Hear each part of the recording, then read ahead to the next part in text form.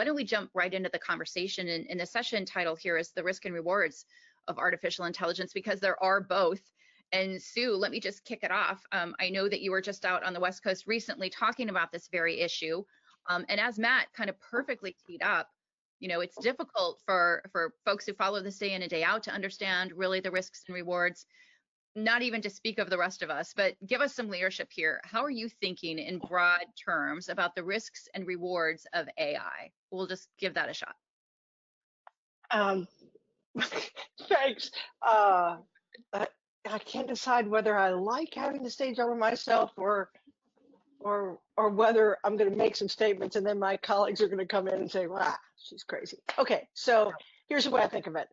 Number one, this AI thing has almost turned into a religious debate, as though it's good or bad.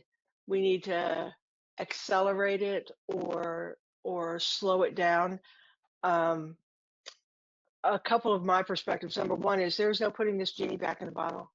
Let's presume we take the case that we ought to slow it down for all the reasons that we all can think of, is that market forces alone won't be enough to drive it. There are all sorts of potential unintended consequences. We've been in this place before with social media. Well, I will say our adversaries and competitors aren't going to slow down, right? So for all the things that we think that free and open societies worry about with technologies, our adversaries and competitors are gonna pursue this, and so that's one. So I think we have to be, and I am certainly on the pro side of aggressively, actively pursuing our craft and science and discipline of AI for use. So, and we'll go into all the difficulties, but I'm on the pro side, in part because the con side isn't going to be a reasonable position given the world in which we are. And the second is we are focused on the technology, but we need to shift the conversation. And Chris Inglis talked about this when he was National Cyber Director a lot, and that is we need to start thinking about what we want to do positively. Mm-hmm. Mm-hmm. Right? So think about all the things that we need to be able to do and know, and that artificial intelligence in all its incarnations, and again, it's not a monolith, could help us do, right? And if we don't start getting into mission pull, we will miss aggressively, securely, in a risk management way, knowing how to proceed, right? Policies designed to do not things are never as effective as policies that allow us to do things and then do it reasonably. So, that's just kind of where I stand. And then the last thing I'll make before I give either of you a chance to ask questions is, I do think it's super important that the national security community writ large really view this as a moment of strategic partnership with the technical community. If you look throughout history, the national security community has not only been a great puller of technologies into really exciting spaces that have had tremendous societal gain. My favorite is always talking about photo reconnaissance. And when we decided we needed to throw cameras in the air to see what was going on in the Soviet Union, we had the first advances in mammography because we understood how to process images. There's really good things that happen when the national security takes its purpose, its dollars, and most importantly, its understanding of risk, and partners with the technology community to bring things along. It was true with nuclear. It was true with photo reconnaissance. It was true with cyber, although we might have missed that a little bit, but it is certainly true with AI. So if we don't partner, not just stare at each other in terms of, is one going to take us where we need to go using their investment, or the other is going to slow us down with regulation, neither of those solutions are going to be enough. So I really think that our collective future in this technology is dependent on the national security community, and I'd define that being involved as a strategic partner to pull this capability along. Mhm. Wonderful. I'm gonna toss it over to Matt, but before I do that, I'm gonna welcome Lieutenant General Mike Groen, former director of the Joint Artificial Intelligence Center at DoD. Do you agree with everything Sue just said? Well, that's an easy question because I always agree with everything that Sue says. However, but I will let me foot stomp a couple of things.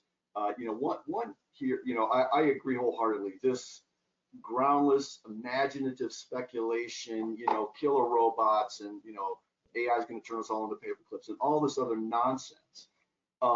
Unfortunately, that has seeped into the narrative, and so at the political level, when we talk about regulation, conversations about regulation, I think we're driving people who don't understand the technology to positions that they maybe would regret if they really understood what was going on. So that's a real risk, and I think that's an enormous risk because this clearly, and again, I'm a bit of a cheerleader here, but this clearly is the transformational capability of the next couple of decades. And the winners and losers here will be defined in the next year or two at the level of adoption and how seriously we take this. And so if we kind of fall into the, well, it's just AI hype kind of conversations, then we are going to miss the boat. And if you look at the Chinese capability, for example, the People's Republic and the Chinese Communist Party, who is a massive, modernized, at technical parity, and in some places way better than us, AI enterprise, quantum enterprise. I mean, I'm very concerned about the Sputnik moment that we will have if we don't seize the opportunity today. And this is something that I think is such a powerful thing for our nation, because this transformation is how we pay Social Security, right? This is how we pay Medicare. This is how we pay down our national debt, through productivity gains achieved by artificial intelligence and integrated process. And so I don't think we're taking this seriously enough. And I don't think anybody in the national security environment should be sanguine about this or really be in the, well, this AI stuff, it's all hype. I think any national security professional who has that perspective doesn't know what's going on and needs to really get the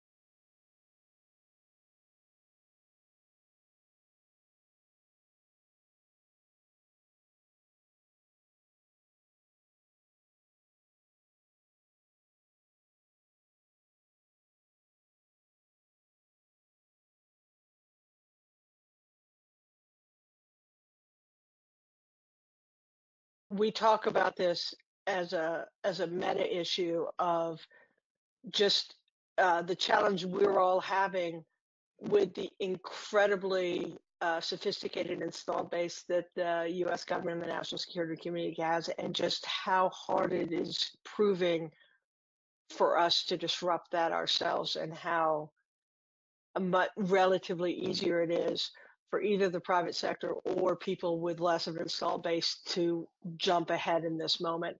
But I still say that despite that, if we could get our heads around the things that we can do with it, and do a bit of a transformation. Technology in general within our most big organizations is still kind of considered a dark art, right? As though it's practiced by a small set of people that are kind of special and weird, and we value them, but they're on their little space. In 2023 and beyond, this has got to be a part of the mainstream, and we have got to get much more aggressive mission pull. We have got to not just think about how we train technical experts, but we've got to start thinking about how we introduce political science and economists and social issues into the value of these technologies to advance those disciplines. So to me, it's not just taking advantage of the technology, it's doing the sorts of imagining how we can use it to advance the things that we need, and not just technical discipline, but do some cross mission learnings. Sue, that's perfect. And I'm going to say the same thing. I'll use different words, but we had a massive imagination gap. And we've talked about that before, where we just couldn't really imagine like how this technology would absolutely change the way that we do our IC or defense business. And I think that's actually starting to get a little bit better. But we have a massive, so now, okay, great, we've got one I word out of the way, imagination. But now we lack implementation and an implementation focus. And what I mean by that, or the evidence of that, is so much of what we do when we talk about this, and this comes from like senior leaders as well, and all the way down, to say, well, hey, give me some of that AI stuff, right? Give me that tech. And so it's a conversation about tech adoption. And the real challenge here is AI implementation is not about the tech. It's about process, right? Process. How do you want to make decisions? What data would you like to inform those decisions? What other data integrated from some other place in the ecosystem or in the enterprise could weigh in on that decision process? So this whole idea of thinking through your functional communities, thinking through their processes and starting to optimize their processes and then integrate their processes. The Navy has a way to do fires. So does the Air Force. So does the Army. So does the Marine Corps. They all do fires, but they do it themselves, and they do it in their stovepipe. Imagine the power if you had an integrated fires enterprise so that you could optimize target destruction, based on, weapons available, weapon cost, weapon, we could be in the business of systemic optimization and just drive it. We would drive the enemy before us, right? Because like we would be so fast, and we would have such integrated situational awareness. This is at our fingertips if we would only take a step into the implementation space. And it's just really hard to watch because we're spending a lot of money. We're talking about tech, but innovation today is like, oh, let me go buy some drones and then I'll fly them around and I'll say that I'm innovative, right? Like we have to mature our conversation here into the implementation space if we're actually gonna make some money here. And so Suzanne and Matt, I'm sure you guys want to say something here, but let me just, I promise it'll only be 2 sentences. Number one is what you've identified. There are places, because everyone worries about the risk. Some of the things you mentioned, Mike, are areas where we could implement AI and we could bear the risk. Some of the processes, right? So we think about the risks at the at the edge cases, but there are things that we can start getting good at this and implementing it and bear the risk and start getting used to it. So that's one. And the second thing that you mentioned, I had a great conversation earlier today with an absolutely remarkable guy, Jay Long, and he made this point that I won't do justice to, but I'm going to say it anyway. Is when we did Goldwater Nichols, we moved from a hierarchical linear vertical structure to more of a matrix structure, and we're still trying to make the matrix work. We need to think of what we have now as a network structure. And in a network structure, these capabilities can really make the difference in performance. So, so I'm super optimistic, but like we have to imagine how we want to and need to perform, and then all the natural advantages of our system can come into play. If we're just trying to pull things through, there's going to be natural resistance to that. Okay, I might not say anything else. This is jointness, right? This is our opportunity. We've been chasing jointness since the 1980s. Right. This actually could create a joint force. And again, I apologize. I'm talking about defense more than anything, but the same things are true in the intelligence community. Yeah. Well, and the one thing that we're seeing that is bringing everyone together is it started out with a risk of, I don't want to be replaced by AI, to now, thankfully, a perception of how can AI be a tool for my job, no matter what my job is. No matter if I'm a policy analyst, no matter if I'm an intel analyst, where can AI assist and there be that melding of human plus tool to really get things faster, more efficient, and there's really no employee example that they have out there that couldn't use a little bit of additional lever pulling by some of these augmented machine examples we're seeing. I think, Matt, when you said that, you reminded me that, I don't know how much we're going to talk about this, but we really do need to think differently about our talent structure, about how we unlock the talent we have, about how we position the talent, because the technology itself and the use cases themselves and the speed that we require is actually best implemented in a distributed fashion. So we almost need to recraft our talent and our organizational constructs to be prepared to act that way with these technologies. So that, I think, has to be part of how we put them into use, is to really think about organizational construct to be much more distributed and upscaling and upgunning our talent across the board, not limited to certain MOSs as though a particular MOS is the one that is going to do software development or AI, but rather this is just going to become something pervasive so that it becomes a tool of use rather than an end in itself. Mm-hmm. I'm sorry. Okay.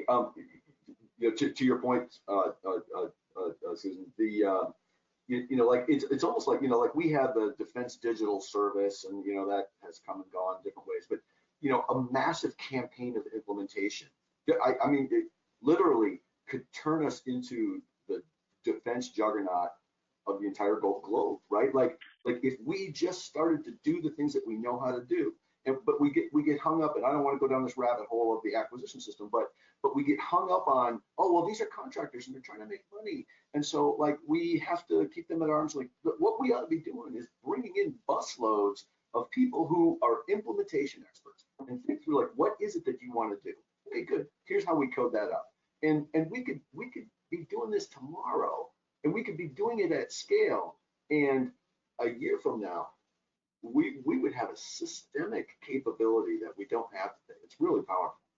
And if you don't mind, let me make one more point about the IC here. So here's another thing. So I was in a conversation a few days ago, a week ago, about it was about intelligence analysis and using artificial intelligence for intelligence analysis, and all the good conversations and really good ideas, and people have good perspectives, etc.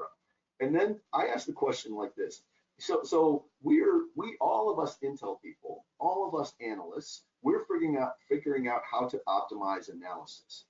What if the whole decision environment changes, and we're not making decisions the same way. And so there isn't this production cycle that carefully crafts something. What if the processes that we use to execute missions suddenly can shortcut a lot of that stuff? All this work that we're doing in analysis might be completely useless because we're going to change the way we do things. And not to be provocative, but we need to think about, like, okay, what actually will change? The processes that we use today, some of them don't make any sense in the digitally data-driven world. All the human heuristics. Anytime a human touches something, you're probably not doing it the right way, right? And so, like, how do we get that sort of perception? Like, holy smoke, we haven't even begun to really understand how we'll need to fight and do intelligence, in the next decade. I think Yeah, we're going to be. Go ahead, sorry, Suzanne. I was just going to say in just a moment, we're going to be digging in on that very topic on seizing this sort of generative AI moment that we're having right now to figure out how to get the most intelligence advantage out of that with Chip Usher and Teresa Shea and Frank Salufo. But Sue, I didn't want to cut you off there. Go ahead. No, I was going to say that when you go where Matt was talking about, I'm not a willy-nilly kind of gal where I just want everyone doing their own thing without any construct. But I will say that the idea of unleashing the human talent and enabling them to go where they will take us, again, is back to our natural strength, right? Judgment and decision making. And, I just think we've fallen into the trap of thinking that whether we assess in our adversaries and competitors how good they are based on the number of capabilities that they stack up on top of one another, we consistently miss how hard it is to use. I think the same mistake we can make is if we stack up enough, that will be enough. No. And again, free and open societies, because of how we develop things and what we make available, and that we think judgment is a valid decision-making process, and that we trust our people to live within the construct of a system. When we can create the organizational construct to allow people to use this technology, I think our advantage explodes. And clearly, as both of you have stated, this is not a would be nice to have. It's a must have. We're talking about future U.S. national security, right? We don't have a choice anymore. Let me go back to one thing that you mentioned, Sue, and follow up on it with both of you, because both of you have spent a bulk of your careers focused on this issue of partnership with the tech community. You've tried it, Mike, you did this at Department of Defense. Sue, you've done this at multiple agencies within the intelligence community, including at ODNI. And you mentioned the importance of really transforming these partnerships. How do we do it? What are the next steps that we take now in order to be in a different place a year from now? So this is going to sound simplistic and throw the flag on it if it's too glib. I think the government has some really strong. It has some strengths. We have big problems. We have long time horizons, and we have deep pockets. We have some weaknesses too of speed and environment and creativity, because we have to live within a system. The private sector has some amazing advantages, and that is they unleash this creative energy into a world that everything is possible. And because we're so digitally connected, knowledge is moving around at stunning rate. And so the floor of understanding is raising really quickly. But it doesn't have the big problems. It's driven by something else. And so each one has an advantage. When you slam them together, you really do have the potential to get something good. I'm going to choose an example that I don't, that maybe has a political undertone to it, but I'll still choose it. Operation Warp Speed was actually, to me, a really great example of the best of government and the best of the private sector. Set a goal, put money behind it, turn the creativity over to the private sector, and do the job of eliminating the barriers that we are so good at eliminating when we're in crisis from a governmental perspective. And look at what happened in very short order when the government did what it does well and it engaged the private sector to do what it does well. I think it would be hard to find fault in that example. So I think that's what I do, is create some sort of partnership like that. Now, again, both parties have to suppress the righteousness that has come up in both verticals about what it is we do and don't do. Mm-hmm. And both have to respect the limitations of what the other can and can't do. So the government does have to be repeatable, transparent, and fair. Mm-hmm. It does, right? So this idea of just pick one, right? That is just not something that has great advantages. And just make a rule. Well, we don't want to get in the business of escalating government privilege, as attractive as that seems as a path to getting out of uncertainty. That is not in the long term strategically advantageous. And then from a private sector perspective, is I won't be told what to do. You know, we have to be free to do all this stuff. Well, this is something that is so important. And again, I think we have recent example of what happens when just market forces dominate. We collectively end up in a place we don't want to be. So I think you have to know what the two sides bring. You need to articulate some pretty big goals of what we would like to be able to do, and then put the resourcing and the energy behind it as a collective. And we've done it so many times, we can certainly do it again. Fix that, Matt. I mean, Mike, Matt, either. I think, well, here's my shot at fixing it. One of the things that we lack in both defense and the IC is joint accountabilities. And so we don't create joint accountabilities. We create stovepiped accountabilities with executive leadership, et cetera. And so like we're very comfortable with that, right? Like we've been doing that, since George Washington. So how do we create, because if we want an integrated joint IC or an integrated joint warfighting capability, then we have to, you won't get it if you don't ask for it. So let's ask for, and I'm channeling my inner SecDef here, like, okay, let's create accountabilities. Like, all right, show me your process.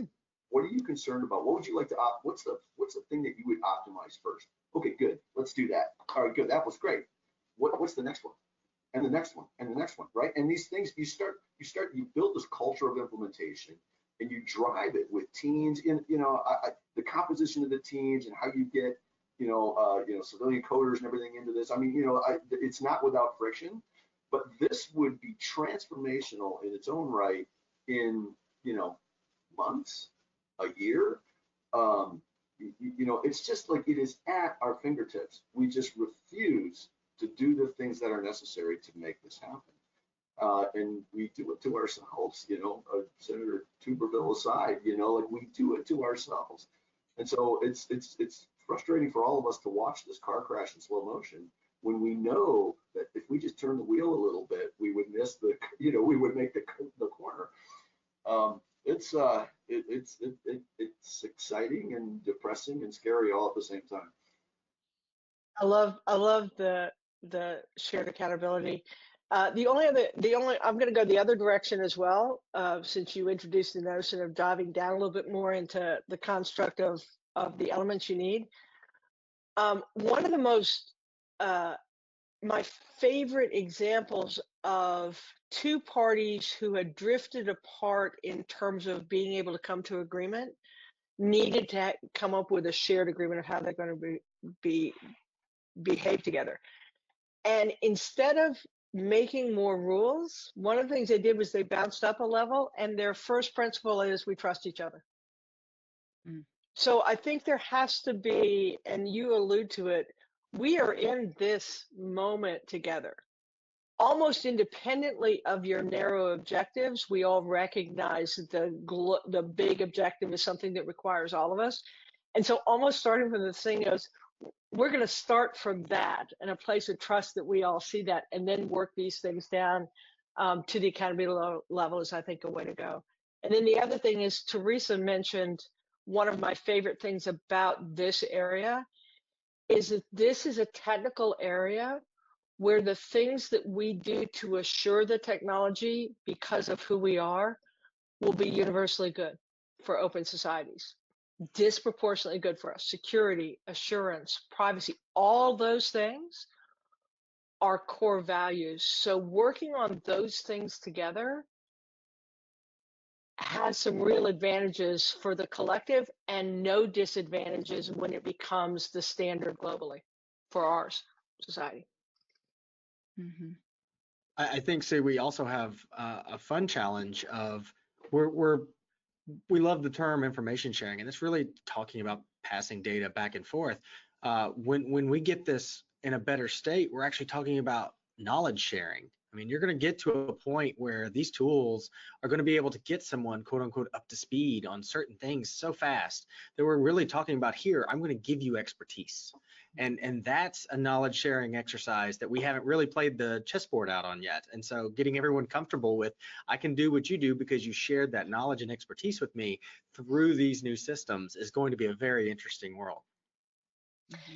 Yes, and just on that, absolutely true. And as you were talking, Matt, I was thinking, the reason why I think security and the national security community be involved in the development of these capabilities is that will be what happens. You won't be able to stop it from happening.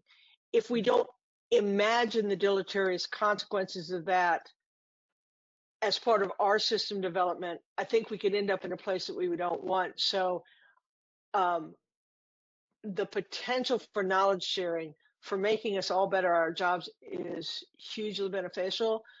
But thinking about unintentional knowledge sharing without constraint is probably also part of the challenge here. And again, a reason why I think the national security community, if it can think about it, not just in terms of locking it down in a way that impedes us, but something that is a feature of the capabilities of that protection, I think will be in good stead.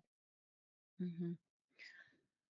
It'd be great to just get the dialogue tuned into something relevant, right? Like, let's stop talking about paper clips and killer robots. Yeah. I know, like all of you, I think of 3 words in this context, and that is rural electrification cooperative. So if you don't know what that is, it's still, it started like in the 1930s. It still exists today. There's a building in Arlington that has the Rural Electrification Cooperative in it. And it's a great building. They do conferences there. It's really cool. Here's what it was, right? It was like people were scared of electricity. And when people talking about like electrification of their farmhouse or whatever, they're like, you're kidding me. This is lightning. You know, don't you know electricity is dangerous? It blows up. It burns houses down. Like, we can't do this technology. It will kill us all. And so through the work of the government and this cooperative association and others, you know, people started to get used to the idea that, hey, you know, it's actually pretty cool to have lights at night, right? And actually, the lights at night, the electric lights don't start as many fires as the candles did. So, you know, like, this is actually a good thing, right? And so, but there's just a lesson in this that even like really good, you know, obvious ideas, it takes time and it takes advocacy and it takes, you know, to this day, we're still trying to, you know, wire houses in the, you know, in the Midwest. Like, this is, we have to be patient here, but man, the you know, our enemies are right on step with us technologically. That's a whole nother conversation. We don't have a lot of time. We can't deliberate about this anymore. We need to start implementing joint capabilities, and that's you know, that's why we have a department. That's why we have leadership in the Department of EMC. We have to do this now. Yeah. So to that point, and I'm going to ask this question, and then I'm going to reserve the last question for my co-host Matt today. But government is slow. We've all mentioned that it has strengths, but speed is not one of them. So I really, you know, the SIG tries very hard to focus on that intersection of public sector, private sector. How can the private sector lead here? Sue? I think, well, one, I hate to say this, but the private sector, one needs to see the global implications and believe that it is responsible for the outcome, not just for the development of products. It can't wait for the government to be good at it. Teresa mentioned the executive order. There are some things in there that get at this notion of how we need to develop these technologies. And so I'd say the number one thing the private sector can do is embrace these notion of we can go super fast if market forces just dominate, but this is nanotechnology that we just want market forces to dominate. And so thinking about security, assurance, starting to work on the risk aspect and knocking those things out, I think is something that the private sector has the disproportionate opportunity and shared responsibility to work on. And so the things that it is offering into the ecosystem, if every day it's working on them being better, more consistent with our values, more mindful of the potential misuse, more investing in the things that I see happening every day in terms of using generative AI to look at LLMs to see where they are most vulnerable for either their own misconclusions or misuse are the kinds of things the private sector needs to do. And I'm not saying that you have the only responsibility, but given that you have shared responsibility and that the government is working on being less slow, don't wait for the government. Start doing the things that you know that you need to and invest in those. Mm-hmm. Mike, anything to add on that before we get to Matt? Yeah, I think it is a hard cultural challenge, and it takes functional expertise and technical expertise to do this. And so, like I talk to a lot of companies, and they have great technical skills, but they don't know how the Department of Defense works. They don't know how fires works. They don't know how aviation works. They don't know how submarines work. And so they have really good ideas, but that's not enough, because you need to catalyze those ideas into the functional areas that have to demonstrate capability. So this is why, like, the idea for me, an implementation team is such an appealing thing, because now you have functional experts and technical experts to say, this is our warfighting objective, and here's how we could do it, right? You have to have those pieces together, because if you don't, it becomes a tech adoption conversation, right? And you'll go to a trade show or whatever, and somebody will show, a vendor will show a really kick-ass, model that does all kinds of cool things. It derives this and that, but it doesn't go anywhere because there's not a customer base. The people who need that haven't imagined that technology into their function, and so this inspiring imagination and bringing these teams together is such an important thing. And it's not the acquisition process. It's not putting them on a contract to build a thing. It has to be iterative and integrated and teamed with all the great people that we do have, all the great functional experts we do have in the department. So more to follow on this channel, I guess. You're describing innovation as a service. And so, that's the goal. Just real quick before we have to round this out, the easiest way to get buy-in from the American people is to give them a quick win they can all celebrate. I'll just give you like the quick 30-second answer. What is the quick win the government can give to the American people that will help knock down a lot of these barriers? I'll start with you, Sue. Wow. I think it's bigger than this technology. It's talking about shared responsibility, shared opportunity, and start building in a sense of optimism, rather than adversarial positions. This is a moment that is, and we've talked about in this session, potentially so transformative to anything that we want to accomplish. but we still talk about it in scary terms if we were trying to advance one cause, or uncontrolled in term if we want to advance another. I think the quick win for the American people is start talking about it in a way that is positive, enabling, touches their lives, and instills a sense of optimism that we have a future, not a future that is dooming us. So, Mike, that's the omnidirective type approach we had following World War II. Do you have one that would kind of lend its ear to that? I think there's probably a lot of money to be made in like demonstrative use cases, like, and this is like again to the implementation team. Let's show somebody, and maybe you could pick something that is not, in the lethality chain or something like that, but you could, pick logistics, or, or U.S. Transportation Command, or, pick a large scale enterprise that has lots of opportunities, but they just need a team to surge in there and say, okay, here's the data environment we're going to build. Here are the applications. Here's the structure of how we're going to repeatably develop new algorithms, right? Like we started this, years ago with the J, where we didn't just like, give them fish. We taught them how to fish, right? And then we built the infrastructure so they could fish on their own. And we just need something like that where it's a teamed effort and it solves some real problems, and then people can start sticking their heads up out of the hole saying, oh, wait a minute, what's going on over there? They were able to succeed in churning technology into capability. We want to do that too in our little part of the universe. So we have to show some successes, and showing successes at a big enough scale that people will pay attention, but at a small enough scale that it doesn't disrupt, we don't have to shut down the rest of the department to do it.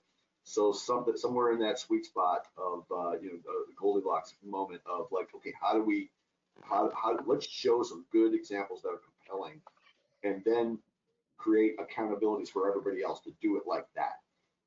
Yeah, I want to just point out that Kelly Bissell, corporate vice president at Microsoft, was intending to join us, and he's been listening in. But the security apparently is so good at Microsoft that he wasn't able to break to what we're doing here today. But I know he's listening, and he actually sent a note and said he's bummed that he can't be participating live in this session. But in listening to Sue and Mike, he says what you're saying is so good and so important. He would add that AI is already improving performance. He's seeing a 60% increase in code development, 40% faster incident detection and response, and those are significant numbers. The risks that Kelly points out, he says it's better and scaled deep fakes, which we haven't gotten a lot into today, but that's going to play right into that whole disinformation threat that we're all worried about. We'll be talking about today as well. AI-based attacks, not with Microsoft as they have controls, easier for insider risk. So a little bit more exposure on the insider risk side, and prompt injection and model poisoning, which I think is better for Kelly to explain than me. However, overall, he says we have to move faster and ahead of our adversaries. And it's encouraging to hear that as well from the private sector companies that are really leading the way, because we know that's what they're thinking when they're, trying to figure out how to best partner with government on these issues. But I really want to thank everyone so much for the time. It's been really fascinating to kind of talk through the risks and the rewards. I think AI is still something that the broad part of America that is going to be impacted by AI doesn't fully understand. And I think the more we can talk about these things, and the more we can talk about how government and the private sector can really lead on them, the better. So I really want to thank you both for taking the time to be here today. Thank you.